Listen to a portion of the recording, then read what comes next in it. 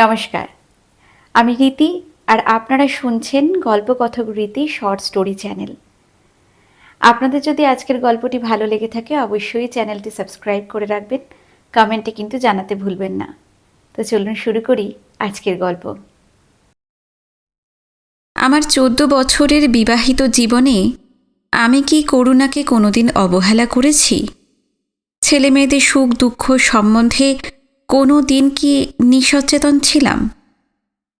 কিন্তু তবু কেন আমার সংসার আমাকে শান্তি দিল না? কেন সমস্তটা জীবন একটা দুর্নিবার তৃষ্ণা নিয়ে জীবনের মধ্যাহ্নে এসে এত বড় একটা দুঃখের সৃষ্টি করলাম, এত বড় একটা অন্যায়, এত বড় একটা অপরাধের বোঝা মাথায় তুলে নিলাম? আমি কি চেষ্টা করিনি নিজেকে ছাড়িয়ে আনতে? করুণার প্রতি যাতে কোনো রকম অকর্তব্য না হয় তার জন্য কি নিজের সমস্ত সুখ দুঃখের বিরুদ্ধে আমি লড়াই করিনি? তাছাড়া করুণাকে কি আমি ভালোবাসি না? এই 14 বছরের সাহচর্য কি আমার মনে একটা গভীর মমতার আসনও পেতে রাখেনি? কিন্তু তবু আজ আবার এতদিন পরে আমি তাকে দেখলাম তিনি তার সেই চিরপরিচিত মধুর ভঙ্গিতে দাঁড়িয়ে আছেন চৌরঙ্গীর কোনো এক স্টপে। উস্কো খুস্কো চুল, অযত্নে পরিপাটি একখানা রঙিন শাড়ির আবরণ, রোগা ছিপছিপে লীলায়িত শরীর, আর সেই প্রখর ব্যক্তিত্বশালী তীক্ষ্ণ আর স্নেহমেশা উজ্জ্বল দুটি চোখ। ভাবিনি কথা বলবো, কিন্তু আমার অচেতন আমাকে টেনেছিল। আমি মূর্ছিতের মতো তার কাছে গিয়ে মাথা নিচু করে দাঁড়ালাম। মাথার কাপড়টা খসে গিয়েছিল। অভ্যস্ত হাতে সেটা তিনি মাথার উপর টেনে নিলেন। মনে হলো মুহূর্তের জন্য তার মুখে একটা নরম লাল আভা ছড়িয়ে পড়ল। ঈষৎ সলজ্জ মুখে মৃদু গলায় বললেন, কেমন আছেন? ঠিক 2 বছর পরে এই আমাদের আবার দেখা। আমার গলায় কথা আসছিল না। অফিস ফেরতা অবিন্যস্ত চেহারা সম্বন্ধে একটু অচেতন হয়ে নড়ে চড়ে দাঁড়ালাম। জবাব না দিয়ে একটু সময়ের জন্য তার মুখের উপর আমার চোখ রাখলাম। চলিত অর্থে করুণা কি ওর চেয়ে অনেক সুন্দর নয়? চিরকাল শুনেছি সৌন্দর্যই পুরুষের মনকে বিচলিত করে। সৌন্দর্যের তৃষ্ণায় পুরুষের চিরন্তন নেশা। কথাটার অসারতা সম্বন্ধে মনে মনে নিঃসংশয় হলাম। অবাধ্য চোখ সে মুখ থেকে সরতে চাইছিল না। শাসন দিয়ে তাকে নত দৃষ্টি করলাম। রুমালে মুখ মুছে অতিরিক্ত সহজ হয়ে বললাম, কি ভাগ্য, কতকাল পর আপনার দেখা পেলাম। সেন কোথায়, কেমন আছেন? না, ওর শরীরটা ভালো নেই, আলসারে কষ্ট পাচ্ছেন। ও, একটা ইঞ্জেকশন এই কোথাও পাওয়া যাচ্ছে না, খুঁজে খুঁজে বেড়াচ্ছি। আমি কি কোনো কাজে লাগতে পারি? না না, আর আপনাকে কত কষ্ট দেব? কথাটা তিনি কিভাবে বললেন জানি না। আমি মনে মনে কষ্টের অন্য অর্থ করলাম। নিঃশ্বাস ফেলে বললাম, কেউ কাউকে কষ্ট দেয় না, আমরা নিজেরাই নিজেদের দুঃখ রচনা করি। উপলক্ষ নিশ্চয়ই একটা থাকে। তা থাকে। তাহলে আমি তো সেই অপরাধে অপরাধী। আমার জীবনের সেটাই তো সবচেয়ে মহৎ অংশ, অনুরাধা দেবী। চকিতে তিনি আমার মুখের দিকে তাকালেন। বাস এলো। দ্রুত পায়ে তিনি উঠে যেতে যেতে আমার দিকে তাকিয়ে বললেন, আসুন। ভিড়ে ভাড়াক্রান্ত বাস, তাছাড়া আমার ট্রামের পাস, কিন্তু তিনি আমাকে ডেকেছেন। সেখানে কি দ্বিধার প্রশ্ন ওঠে? লেডিস সিটটি খালি করে 2জন হতভাগ্য পুরুষ বিরস বদনে উঠে দাঁড়ালেন। আমি গিয়ে তার পাশে বসলাম। তারপর সমস্তটা পথ আমি যে তার পাশে বসেছি এই কথাটা আমি এক নিমেষের জন্য ভুলতে পারলাম না। বুকের মধ্যে অসহ্য বিদ্যুৎ স্পর্শ আমাকে নিঃসাড় করে রাখল। তার মনের কথা জানি না, তিনি বাইরে মুখ ফিরিয়েই থাকলেন। আমার বাড়ির রাস্তা পেরিয়ে গেল, আমি নামলাম না। মনে মনে ভাবলাম, এই চলাই কেন আমার শেষ চলা হলো না? ইনি যখন উঠে যাবেন আমার পাশ থেকে, তারপরেও কেন আমি সেই সঙ্গেই লুপ্ত হয়ে যাব না এই দুঃখ আর ব্যর্থতায় ভরা পার্থিব সংসার থেকে? একসময় স্মিত হাস্যে তিনি বিদায় নিলেন। আমি দুই তৃষিত চোখ মেলে তাকিয়ে রইলাম তার দিকে। কোথায় গেলেন তিনি? কত দূর তার বাড়ি? কোন রাস্তা? কত নম্বর? কিছুই আমার জানা হলো না। আমি কোথাও যাব তাও তিনি জানলেন না। এই বিরাট শহরে আবার কবে আমি দৈবের দয়ায় তার দেখা পাব, কে বলে দেবে সেই কথা? তার পাশে যতক্ষণ বসেছিলাম, বুকের কম্পনের সঙ্গে সঙ্গে এই ইচ্ছেটা আমাকে কতবার পীড়া দিয়েছে। কিন্তু আমি কিছুতেই জানতে চাইনি তার ঠিকানা কি। আমি জানি তাহলে আবার আমার অজান্তেই প্রত্যহ সেই ঠিকানায় গিয়ে হাজিরা হব।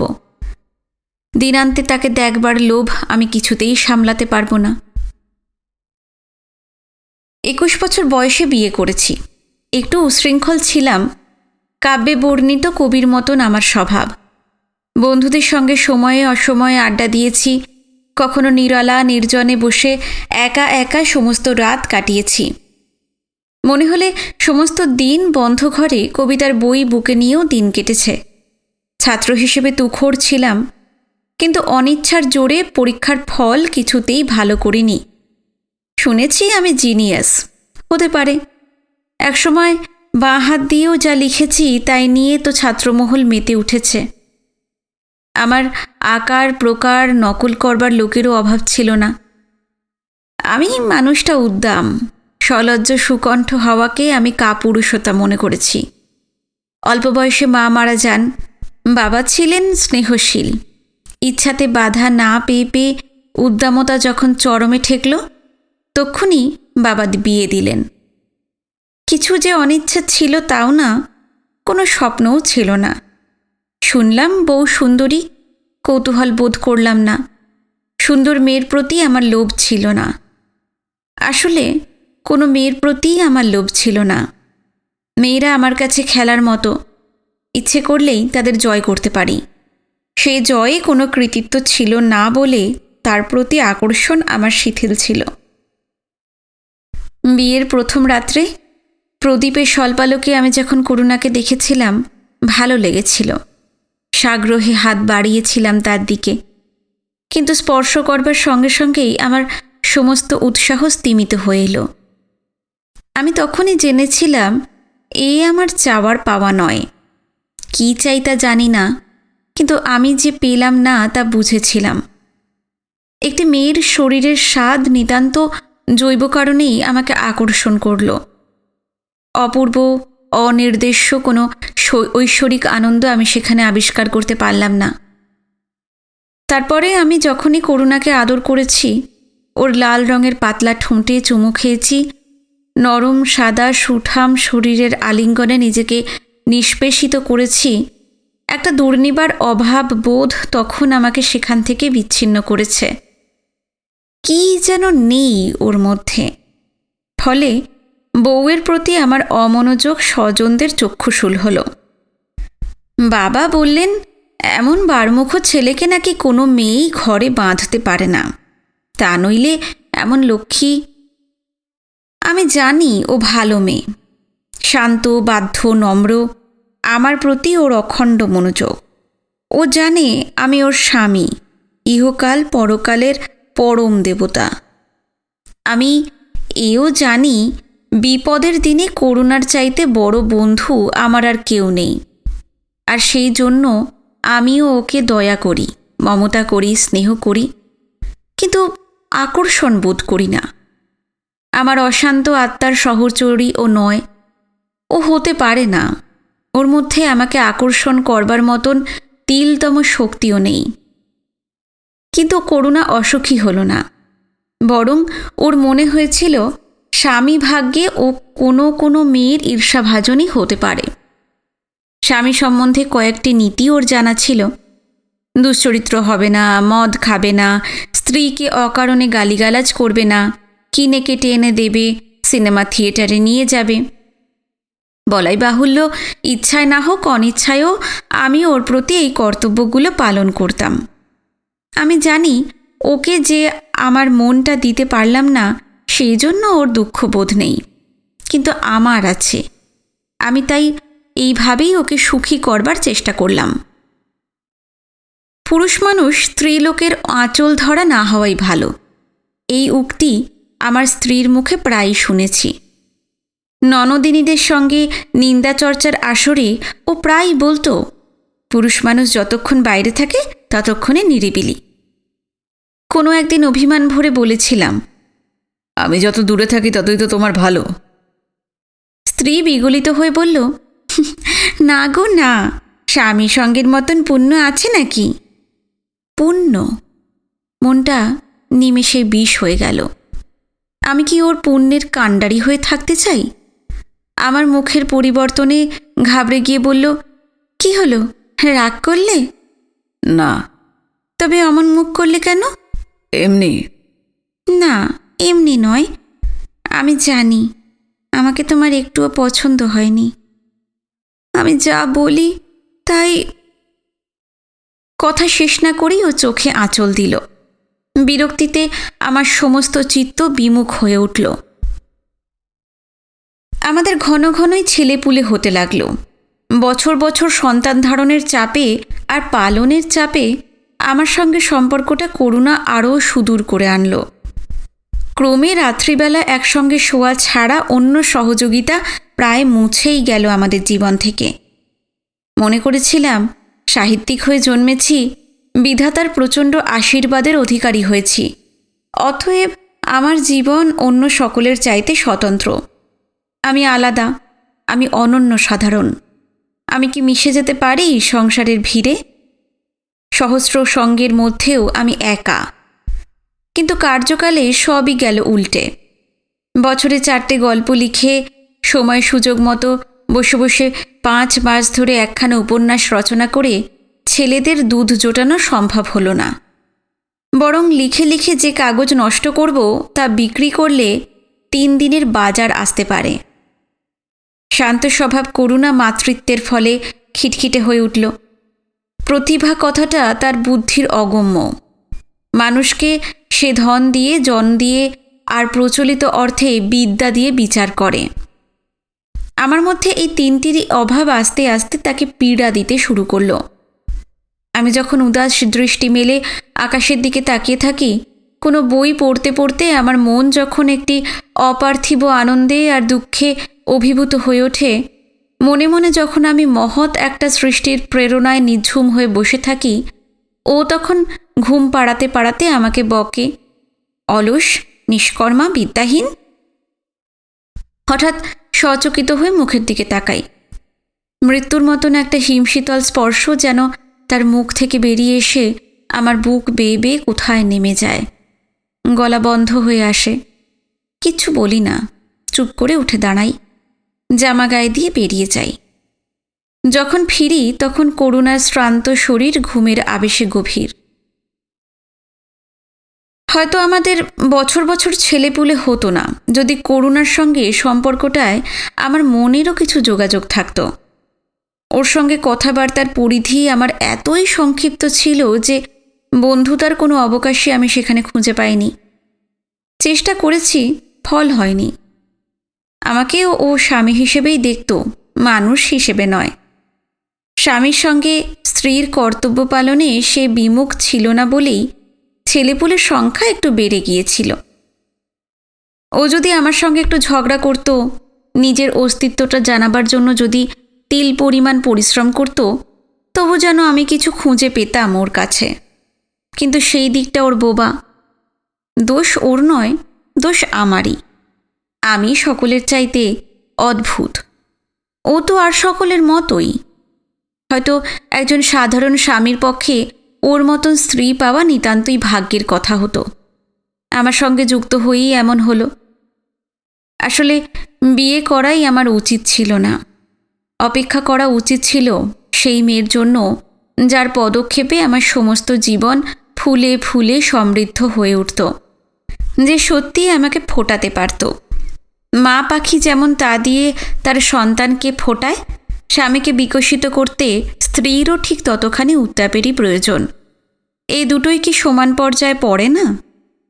জীবনের সমস্ত আনন্দ উপভোগেই কি একজন মেয়ের সংস্পর্শ অপরিহার্য নয়? ভালোবাসাই আমাদের মানুষ করে, তার অভাবে জীবন শুষ্ক, ব্যর্থ। আমি সাংসারিক জীবনে অতি হতভাগ্য, অতি ব্যর্থ।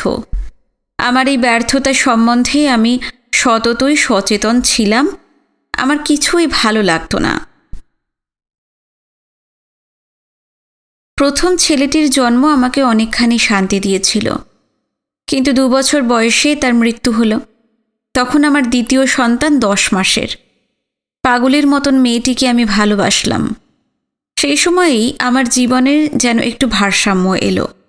বাবার শত দাঁত কর্মরানিতেও যা হয়নি, করুণার হাজার কান্নাতেও যা হয়নি, মেয়ের সুখ সুবিধা বিধানের জন্য আমি তাই করলাম। সাধারণভাবে আমি বিএ পাশ করেছি। কাজ পাওয়া সহজ ছিল না। আমি যে অসাধারণ, আমি যে প্রতিভাবান, ঈশ্বর যে আমাকে অন্য সকলের চাইতে আলাদা করে সৃষ্টি করেছেন, সে কথা কেউ বুঝল না। সকাল সন্ধ্যা ঘরমাক্ত হয়ে আর 5 জন মানুষের মতোই 2 মাস হাঁটাহাঁটি করে অনেক দরজা থেকে অনেক অপমান সঞ্চয় করে অবশেষে 95 টাকার একটা চাকরি জোগাড় করে নিলাম। করুণার মুখে হাসি ধরে না। খানিকক্ষণের জন্য সে তার মৃত পুত্রকেও ভুলে গেল। স্বামীর সুমতিতে 2 হাত জোড় করে অদৃশ্য দেবতাকে প্রণাম করল সে। সকাল 9টা থেকে সন্ধে 7টা আপিসের সেই আলো জ্বালা বন্ধ ঘর আমার জীবনের বাকি রসটুকুও আখের কলের মতো নিংড়ে নিতে লাগল। হাজারো কথার হাজারো দুটি সমস্ত আমি বিকিয়ে দিলাম মোটা মোটা খাতার লম্বা লম্বা হিসেবের স্তূপে। সে কথা কেউ জানল না, কেউ জিজ্ঞেস করল না সে কথা। বরং কোনো কোনো সকালের কোনো অপরূপ আকাশ যদিবা আমাকে কখনো হাতছানি দিয়েছে, বিশ্ব সংসার ভুলে গিয়ে অনির্দেশ অব্যক্ত একটা সুখের অনুভূতিময় চিত্ত নিয়ে যখন একটি প্যাডের পাতার উপর কলম ছুঁয়েছি, তখন করুণা হাঁ হাঁ করে ছুটে এসে কলম কেড়ে নিয়েছে।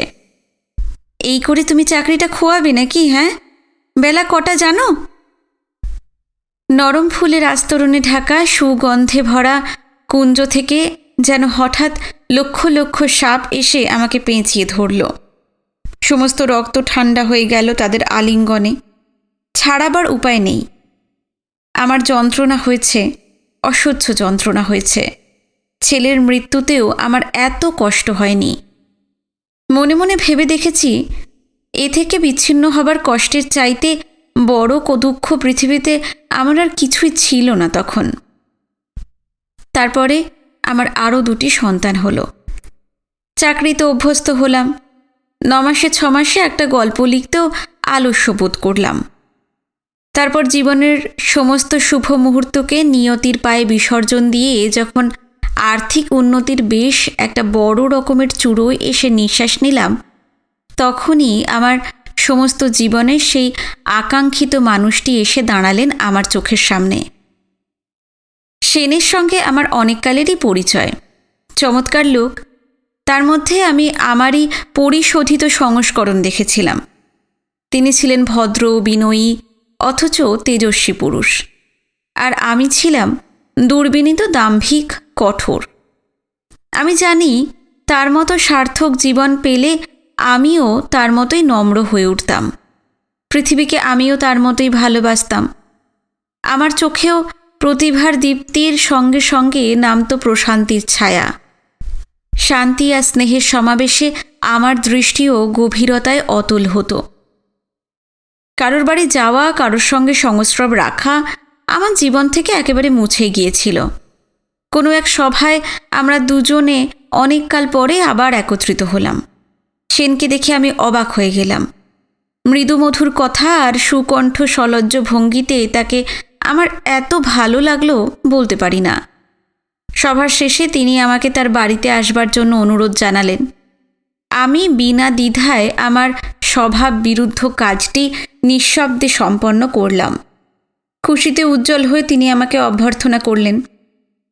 অত্যন্ত আবেগ ভরে আমার অতীত কীর্তির সুখ্যাতিতে মগ্ন হয়ে উঠলেন। দুজনের যেখানে একই পেশা, সেখানে রেষারেষির ভাবই সর্বত্র দেখেছি, এবং আমি নিজেও যে এই ঈর্ষা থেকে মুক্ত ছিলাম তা বলতে পারি না। কিন্তু সেনের এই ঈর্ষা থেকে অকুণ্ঠ মুক্তি আমাকে অবাক করল। একটু পরেই যিনি ঘরে ঢুকলেন তাকে দেখেই বুঝলাম ইনি সেনের স্ত্রী। সেন আগ্রহ ভরে বললেন, এসো, তোমার প্রিয় লেখকের সঙ্গে তোমাকে আলাপ করিয়ে দিই। আমি যুক্ত করে তাকে অভিবাদন জানালাম। আলাপের প্রথম অধ্যায় শেষ করে তিনি বসলেন। রোগা ছিপছিপে মহিলা, সাদাসিধে শাড়ি আর ব্লাউজে আবৃত শরীর, পায়ে লাল কার্পেটের চটি, কিছুই উল্লেখযোগ্য নয়। কিন্তু তবুও তিনি যে এসেছেন সে অস্তিত্বে ঘরটিও যেন সচেতন হয়ে রইল। ভদ্রমহিলাদের দেখলেই আঘাত করে উপেক্ষা করে কথা বলা আমার স্বভাব, কিন্তু সেদিন আমি অত্যন্ত বিনীত ভঙ্গিতে হাতে হাত ঘষে ঈষৎ হাস্য ছাড়া আর কিছুই করিনি। অনুরাধা দেবী অত্যন্ত মৃদু কণ্ঠে দু একটি কথা বললেন। বলবার জন্যই বললেন না, জানবার জন্যই বললেন। অত্যন্ত ঔৎসুক্য নিয়ে তিনি আমার সাহিত্যিক জীবনের তথ্য জানতে চাইলেন। তার আন্তরিকতার মূল্য আমি অস্বীকার করতে পারলাম না। যখন বাড়ি ফিরলাম, ওদের স্বামী স্ত্রীর যুক্ত জীবনের একটা পরম শান্তির হাওয়া আমাকেও যে স্পর্শ করেছে সেটা বেশ স্পষ্ট করেই বুঝতে পেরেছিলাম। ওরা যে সুখী, এই কথাটা আমার বুকের মধ্যেও যেন একটা সুখের আবেগ আনল। চুপ করে শুয়ে শুয়ে অনেক রাত পর্যন্ত আমি ওদের কথাই ভাবলাম। সেনের সুন্দর জীবনের পিছনে যে অতখানি শান্তি আছে তা ভেবে ভালো লাগলো আমার। যে অভাব বোধে নিজে প্রতিনিয়ত দগ্ধ হচ্ছি, তা থেকে একজনকে মুক্ত দেখে আনন্দ হলো। মনে মনে বললাম, ঈশ্বর, ওদের সুখ অক্ষুণ্ণ করো। শনিবার আপিস তাড়াতাড়ি ছুটি হলো এবং কোনো এক অদৃশ্য শক্তি আমাকে আবার সেই সেনের বাড়িতে টেনে আনলো। দুজনের আন্তরিক অভ্যর্থনায় আমি অভিনন্দিত হলাম। সময়ের উপর এরা সীমা টানেননি। বন্ধুতার উত্তাপে আমাকে অনির্দিষ্ট কাল পর্যন্ত অভিভূত করে রাখলেন। সহসা ঘড়ির দিকে তাকিয়ে আমি উঠে দাঁড়ালাম। দরজা পর্যন্ত এসে ওরা আমাকে বিদায় দিলেন। আমি সেই অবকাশে অনুরাধা দেবীকে ভালো করে দেখলাম। তার মাঝারি আকারে দুটি চোখের তারার ঔজ্জ্বল্য আমার অন্তরকে বিদ্ধ করল। আমি জানলাম এই সেই মেয়ে, সমস্ত জীবন ধরে আমি যাকে খুঁজে বেড়াচ্ছি। অত্যন্ত নির্দোষ ভালোবাসা, যিনি আমার আত্মার প্রিয় অধীশ্বরী, তাকে যে আমি আমার দৈহিক জীবনে পেলাম না, এই নিয়ে আমার মনে কখনো কোনো অভিযোগ আসেনি। কিন্তু তাকে আমি না দেখেও থাকতে পারতাম না। তিনি যে আমার, এই কথাটা যেন হৃদয়ের গভীরে মোটা মোটা অক্ষরে লেখা হয়ে গেল। আমার কত ব্যর্থ সন্ধ্যা আবার মধুরতায় ভরে উঠল ওদের সংস্পর্শে। আমি আবার মানুষের মতো বাঁচতে আরম্ভ করলাম। চাকরি আর নিরস বিবাহিত জীবনের বাইরে আমার জন্য একটা স্বর্গ রচনা করলেন অনুরাধা দেবী। তার কথা, তার ব্যবহার, তার ব্যক্তিত্ব সমস্তটা মিলিয়েই তিনি, তার সমস্ত কিছুই আমার জীবনের পরম কেন্দ্র, আমার জীবনের নতুন অধ্যায়। যতক্ষণ তাদের কাছে থাকতাম, সেনের সুখী জীবনের আভা আমাকে উদ্ভাসিত করত।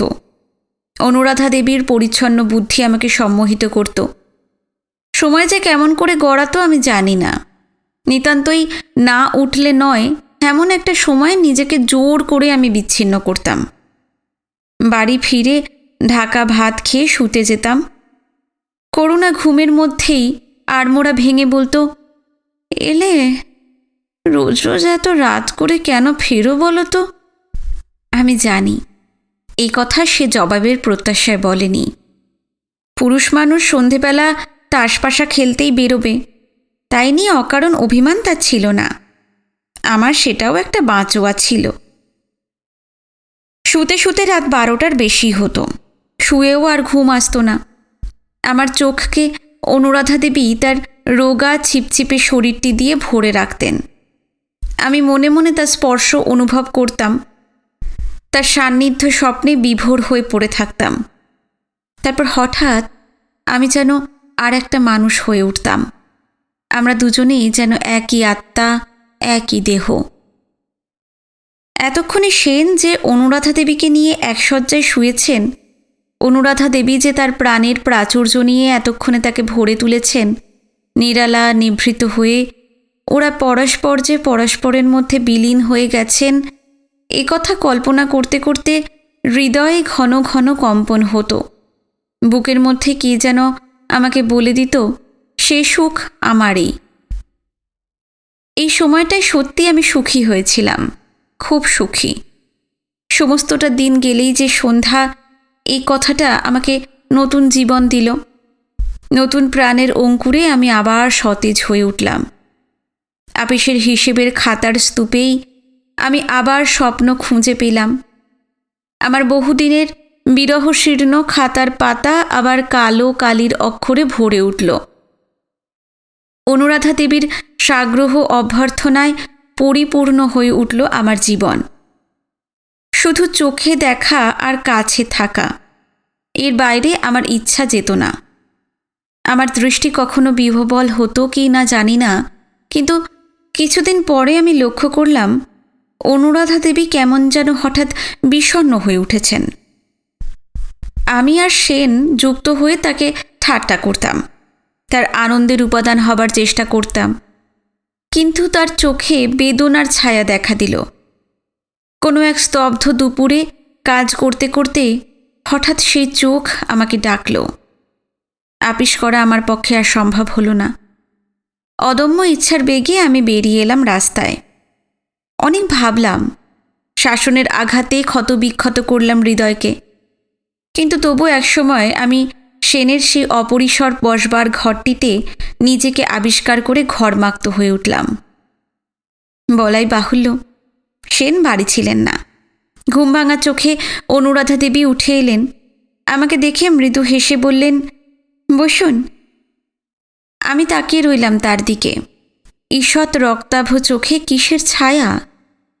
চোখে চোখ পড়তেই তিনি মাথা নিচু করলেন। আমার বুকের স্পন্দন দ্রুত হয়ে উঠল মুহূর্তকাল। দুজনে চুপ করেছিলাম। অনুরাধা দেবী বললেন, ভাবছি কোথাও বাইরে যাব। বাইরে? কেন? আমার গলায় বিচ্ছেদের ব্যাকুলতা ফুটে উঠল। তিনি পরিষ্কার গলায় বললেন, ভালোবাসার শক্তি অসীম, তার আকর্ষণ শক্তি অসীম, তার আকর্ষণ মৃত্যুর মতন অনিবার্য। অনুরাধা দেবী, আমি জানি আপনি আমাকে ভালোবাসেন। অনুরাধা, তার দুর্নিবার টানে আমার মতো সুখী জীবনও বিপর্যস্ত হয়ে যেতে পারে। হৃদয়কে বিশ্বাস নেই। আপনি বলছেন কি? আপনিও কি তাই বলেন না? মাথা নিচু করলাম। একটু থেমে অনুরাধা দেবী বললেন, আমার স্বামীর ভালোবাসা অতল স্পর্শী, আর আমি তাকে যে কতটা ভালোবাসি তাও তার অজানা নয়। তিনি ব্যথা পেলে তার হাঁটবার জন্য আমি বুক পেতে দিতে পারি। তাকে দুঃখ দিয়ে পৃথিবীর কোনো সুখ আমি প্রার্থনা করি না।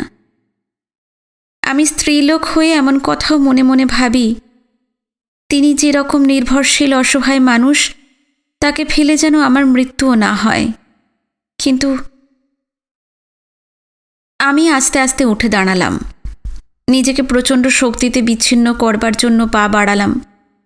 হঠাৎ তাকে স্পর্শ করবার একটা দুরন্ত স্পৃহা আমাকে পাগল করে তুলল। মুহূর্তের ভ্রান্তিতে আমি আবার ফিরে দাঁড়ালাম। তার তৃষিত চোখ থেকে ফোঁটা ফোঁটা জল গড়িয়ে পড়ছে। যুক্ত দুটি হাত মৃত্যুর মতন স্তব্ধ। আমি মানুষ, তিনি দেবী। তাকে আমি ছোব কেমন করে? বিমুগ্ধ দৃষ্টিতে তাকিয়েছিলাম। আস্তে আস্তে তিনি যুক্ত কর খুলে আমার দিকে এগিয়ে এলেন। হাত বাড়িয়ে বললেন, আমাকে স্পর্শ করে বলুন, এই দেখাই শেষ দেখা হোক। আমি নিঃশব্দে তাকে স্পর্শ করলাম। শিথিল পায়ে বেরিয়ে এলাম রাস্তায়। তারপর 2 বছর পরে আবার তাকে দেখলাম আমি। 2 বছর কতটুকু সময়? 200 যুগ কাটলেও কি আমি আমার আত্মাকে ভুলে যেতে পারি? তিনি তো আমার আত্মা, তিনি তো সততই আমার হৃদয়ে আছেন। তবু তবু কেন জ্বলে যায়, পুড়ে পুড়ে ছাই হয়ে যায়? কেন এই চকিত দেখায় আবার হৃদয় উদ্বেলিত হয়ে ওঠে? হে আমার অশান্ত আত্মা, শান্ত হও, স্তব্ধ হও। একটুখানির জন্য ভুলে যেতে দাও সব।